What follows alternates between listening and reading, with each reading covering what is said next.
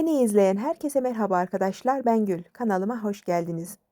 Bugün sizlerle çok az malzemeli ve oldukça lezzetli bir içli köfte tarifi paylaşmak istiyorum. Ani gelen misafirlere karşı buzluktan kesinlikle eksik etmemeye çalıştığım bir tarif. Şimdi tarifi sizlerle paylaşmak istiyorum. Öncelikle köftemizin iç malzemesini hazırlayarak başlayalım. 350 gram çok az yağlı kıyma, 2 büyükbaş soğan kullanacağım. Kıymayı teflon tavanın içerisine alıyorum ve kavurmaya başlıyorum. Öncelikle kıymayı kavuruyoruz, sonrasında soğanı ilave ediyoruz. Bu öncelik sırasını her zaman soranlar var. Kıyma önce kavrulur ve soğan sonrasında eklenir. Kıyma yağsız olduğu için tereyağı ekliyorum. Yağlılık durumuna göre 1 veya 2 kaşık ekleyebilirsiniz. Kıymayı karıştırarak kavurmaya devam ediyorum. Çok harlı ateşte kavurmayalım. Orta ateşte kavuralım. Karıştırmayı da kesinlikle bırakmayalım. Yanabilir. Karıştıra karıştıra kıymanın rengi döndükten sonra 2 tane büyük soğanı küçük küçük doğradım ve ekliyorum. Soğanı çok fazla gibi gelebilir. Fakat soğanlı olması oldukça lezzetli olması anlamına geliyor. Ne kadar kıyma kullanırsanız o kadar soğan kullanın. Ben 350 gram kadar kıyma kullandım ve yaklaşık olarak 350 gram kadar da soğan ekledim. Şimdi baharatlarını ekliyorum. Tuz, karabiber, kırmızı biber ve pul biber ekledim. Dilerseniz farklı baharatlar da kullanabilirsiniz. Ya da kıyma kavrulduktan sonra maydanoz da ekleyebilirsiniz. Ben maydanozu sevmediğim için eklemedim.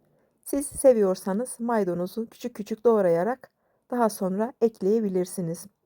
Kıyma kavruldu. Bir kenara alarak soğumasını bekleyeceğim. Kıyma harcını bir gün öncesinden hazırlarsanız daha iyi olur. Bu arada güzelce donmuş olur. Vaktiniz yok ise eğer aynı gün içerisinde de hazırlayabilirsiniz. Kıyma soğuduktan sonra buzdolabına koyarak donmasını bekleyiniz. Ya da derin dondurucu kısmında yarım saat kadar bekleterek donmasını sağlayabilirsiniz. Kıyma tamamen soğuduktan sonra bir su bardağı dolusu ceviz ekliyorum. Ben bol cevizli sevdiğim için bir su bardağı ekledim. Dilerseniz yarım su bardağı da ekleyebilirsiniz. Cevizleri rondodan geçirebilirsiniz ya da bıçakla küçük küçük doğrayabilirsiniz ya da merdane ile üzerinden geçerek küçültebilirsiniz. İçli köftenin dış malzemesi için suyu kaynattım ve bir kenara bırakıyorum. Hafif soğumasını bekleyeceğim. 2 su bardağı dolusu köftelik bulguru çiğ köfte kabının içerisine aldım. Seferkitel bulgur kullanacağım. Yarım su bardağından biraz fazla kullanıyorum. Göstereceğim şimdi. Bu kadar kullandım. 2 yemek kaşığı dolusu da irmik kullanacağım. İrmiği çok fazla kullanmıyorum. 2 kaşık dolusu yeterli. 1 tatlı kaşığı dolusu tuz ekledikten sonra malzemeyi güzelce karıştıralım. Bütün malzemeler karışsın. Bulgurun üzerine kaynar suyu hemen boşaltmadım dikkat ettiyseniz. 10-15 dakika kadar soğumasını bekledim. Kaynar su kullandığınız zaman bulgur çabucak şişer ve bu da köfte yapmanızı zorlaştırır. Ne kadar su kullandığımı gösteriyorum. Bir su bardağı ekledim ve yarım su bardağından daha az su elimde bekletiyorum ve lazım oldukça kullanacağım. Bütün bulgurların ıslanmasını sağlıyorum. Kuru bulgur kalmasın. Elimle kuru olan yerlere suyu dağıtıyorum. Bulguru toparlıyorum. Üzerini elimle bastıracağım ve üzerine de kapak tarzı herhangi bir kaseyle kapatalım ve 1 saat kadar dinlenmeye bırakalım. Bulguru ıslatırken suyu çok fazla kullanmamaya dikkat edelim. Suyun ayarını kesinlikle kaçırmayalım. Suyun ayarı kaçtığı zaman bulguru toparlamak biraz zahmetli olur. Hatta toparlanmayabilir. Bu nedenle su miktarına kesinlikle dikkat edelim. Çok fazla kabarmaması için elimle her tarafını güzelce bastırdım. 1 saat kadar dinlenmeye bıraktım. İşiniz var ise eğer birkaç saatte dinlenebilir. Kesinlikle bir sakıncası yok. Dinlenmenin sonunda bulgur bu hale geliyor. Elimizle bunu güzelce dağıtalım. Avucumuzun içerisine alarak, ovuşturarak bulgurların tane tane olmasını sağlayalım. Pütürlü bir bulgur kalmayıncaya kadar bu işleme devam edelim. Bulguru ıslatırken dilerseniz 1 tatlı kaşığı dolusu pul biber de ekleyebilirsiniz. Biz çok sevmediğimiz için ben pul biber eklemedim.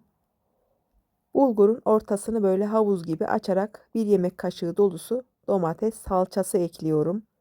Dilerseniz biber salçası da ekleyebilirsiniz ya da karışık da ekleyebilirsiniz. 1 tane de yumurta ekledikten sonra şimdi yoğurma kısmına başlıyorum. Daha sonrasında un ekleyeceğim ama bu aşamada kesinlikle un eklemiyoruz. En son unu ekleyeceğiz. Şimdi salça ve yumurtayı bulgura yediriyorum. Yoğurma aşamasına başlıyorum. Yaklaşık olarak 25-30 dakika kadar yoğurmamız gerekecek. Evinizde makineniz var ise eğer, mutfak şefiniz, mutfak robotunuz, onun içerisinde de yoğurabilirsiniz. Böylece yorulmamış olursunuz. Mutfak şefiniz veya mutfak robotunuz yok ise eğer, bu şekilde yoğurarak harcımızı hazırlayalım. Yaklaşık olarak yarım saat kadar yoğuracağız. Daha öncesinde dediğim gibi. Arada bir su ekleyeceğim. Suyu dikkatli kullanmamız gerekiyor. Çok fazla su eklemeyelim. Suyu gerektiğinde kullanacağız. Hamurda biraz sertlik var ise eğer hafif elimizi ıslatarak yoğurma işlemine devam edelim. Hamur yumuşaksa eğer kesinlikle su kullanmayalım.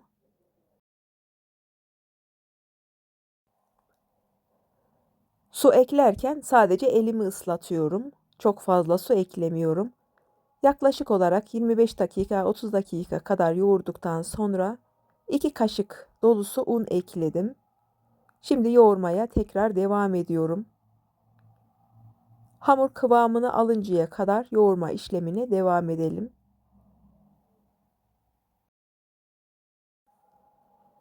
Kıvama geldiğini anlamak için elimizde test yapabiliriz. Küçük bir parça hamur kopararak içli köfte yapalım.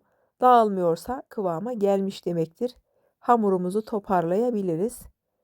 Toparladıktan sonra böyle rulo yapıyorum. Yuvarlıyorum. Kabımın bir kenarına alacağım. Dilerseniz üzerine kurumaması için bir poşet kapatabilirsiniz. Etin bu şekilde donmuş olması gerekiyor. Tamamen donduktan sonra kullanabiliriz. Hamurdan şimdi küçük parçalar kopararak içli köfteme başlıyorum.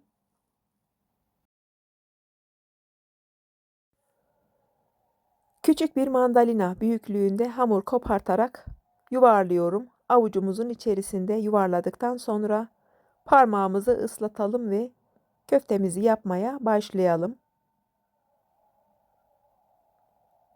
Orta kısmından delik açarak hafifçe bastırarak avucumun içerisinde büyütüyorum. Oldukça yavaş hareket ediyorum gördüğünüz gibi. Çabucak açılıyor.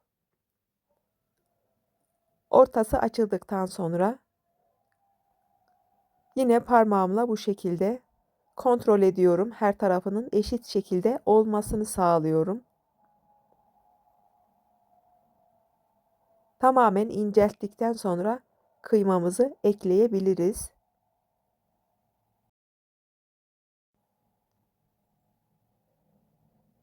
Birkaç tane yaptıktan sonra elimiz alışıyor. Kesinlikle yapması zor değil. Yaptıkça elimiz alışacaktır. Kesinlikle gözünüzde büyütmeyin. Yapımı oldukça kolay ve rahat. Parmağımızı hafifçe ıslatarak kapatma işlemine başlıyorum. Bu şekilde kapatabiliriz.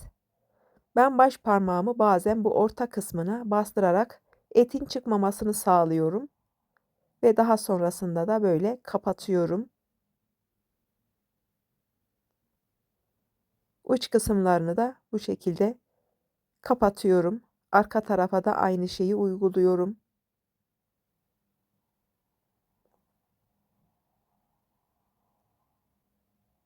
Bunu yaptıktan sonra şimdi tekrar küçük bir parça alarak ikinci bir köfteyi de göstermek istiyorum.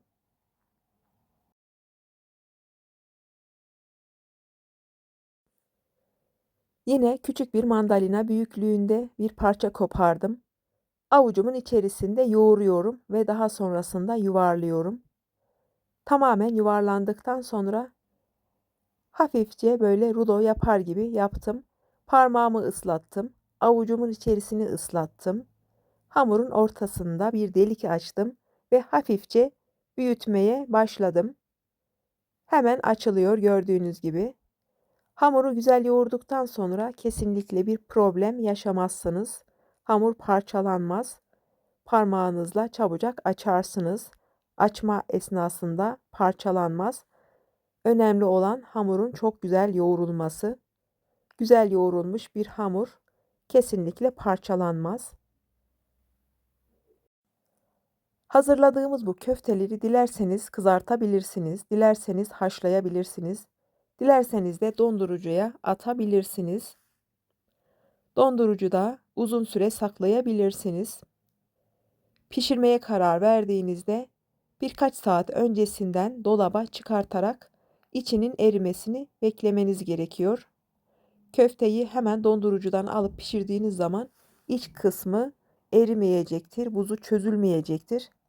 Bu nedenle birkaç saat öncesinden buzdolabında bekletmeniz gerekiyor.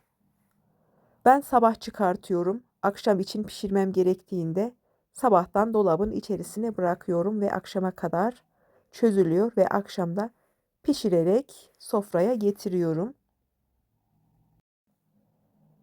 Bu malzemelerden kaç tane içli köfte çıktı derseniz eğer yaklaşık olarak 12 veya 13 tane içli köfte çıkıyor. Küçük veya büyük yapmanız tabii ki sayıyı değiştirebilir. Ben orta büyüklükte hazırladım. Köftelerimi bitirdim. Kızartmak için hazırlamış olduğum köftelerden sonra kaynatmak için de birkaç tane hazırladım. Kaynatmak için olan köfteleri yuvarlak hazırladım. Son olarak bir tane yuvarlak köfte hazırlıyorum. Bunu kaynatacağım ve videonun sonunda kaynatma kısmını da göstermek istiyorum. Kesinlikle dağılmıyor. Dilediğiniz kadar kaynatabilirsiniz. 4-5 dakika kadar kesinlikle dağılma olmuyor. Köftenin üzerine de güzel bir sos hazırlayabilirsiniz. Salçalı, baharatlı, limonlu, sarımsaklı bir sos da hazırlayabilirsiniz. Veya sadece tereyağı ve kırmızı toz biber şeklinde de sos hazırlayabilirsiniz. İçli köftemizin yanında güzel bir salata ve güzel bir çorba yeterli olacaktır. Şimdi kaynatma kısmına geçiyorum. Küçük bir kasenin içerisinde bir sütlük olabilir veya küçük bir tencere olabilir. Bol suyun içerisinde hemen 2-3 tane ben kaynatıyorum. Kaynadıktan sonra kesinlikle dağılmıyor. Hemen tabağa alacağım. Son halini de gösterdikten sonra size hoşça kal diyeceğim. Kızartmalık olarak hazırladığım bu köfteleri de akşama kızartmayı düşünüyorum. Yavaş yavaş videomun sonuna geldim. Beni izlediğiniz için teşekkürler. Faydalı bulduysanız beğenmeyi, yorum yapmayı ve sosyal medyada paylaşmayı unutmayın lütfen. Video ile alakalı yorumlarınızı da yorumlar kısmından yazabilirsiniz. Veya içli köfte tarifime eklemek istediğiniz bir şey var ise eğer yine yorumlar kısmından yazabilirsiniz. Yeni videolarda görüşmek üzere.